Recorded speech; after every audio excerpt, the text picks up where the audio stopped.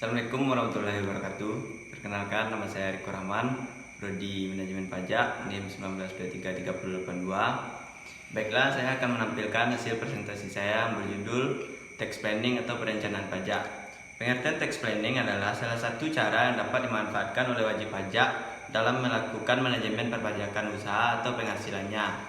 Namun, perlu diperhatikan bahwa perencanaan pajak yang dimaksud adalah perencanaan pajak tanpa melakukan pelanggaran konstitusi atau undang-undang perpajakan yang berlaku.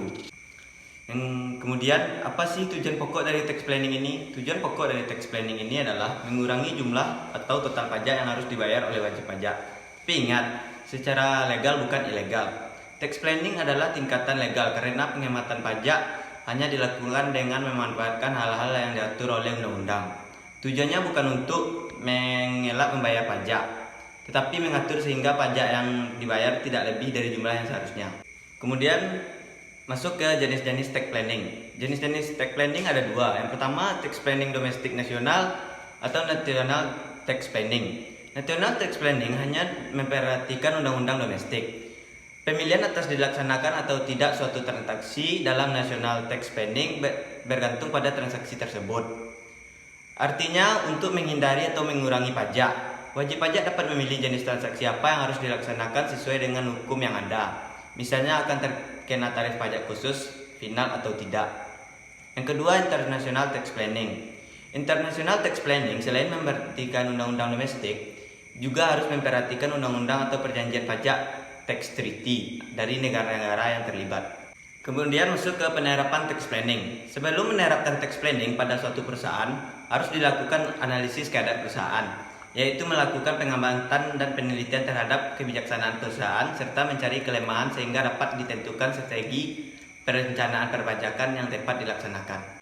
Selanjutnya, pengaruh pajak terhadap perusahaan. Pajak merupakan pungutan berdasarkan undang-undang oleh pemerintah. Secara administratif, pungutan pajak dapat dikelompokkan menjadi pajak langsung dan pajak tidak langsung. Pajak langsung dikenakan atas masuknya sumber daya yaitu penghasilan, sedangkan pajak tidak langsung dikeluarkan terhadap keluarnya sumber daya seperti untuk konsumsi atau barang-barang dan jasa. Pada dasarnya, perencanaan pajak harus memenuhi syarat-syarat sebagai berikut.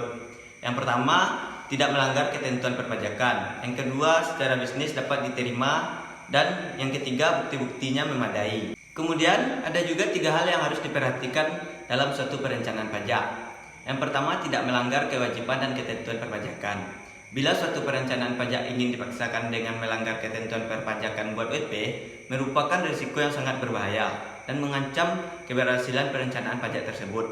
Yang kedua, secara bisnis perencanaan pajak masuk akal karena perencanaan pajak merupakan bagian tidak terpisahkan dari perencanaan menyeluruh perusahaan, baik jangka panjang maupun jangka pendek.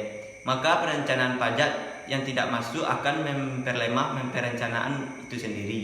Yang ketiga, bukti-bukti pendukungnya yang memadai. Jadi kesimpulan yang dapat saya ambil adalah pada umumnya perencanaan pajak atau tax planning merujuk kepada proses merekayasa usaha dan transaksi wajib pajak agar utang pajak berada dalam tujuan yang minimal, tetapi masih dalam bingkai peraturan perpajakan.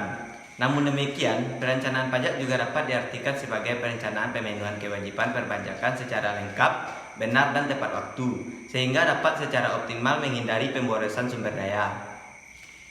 Baiklah, sekian dari video hasil presentasi saya. Assalamualaikum warahmatullahi wabarakatuh.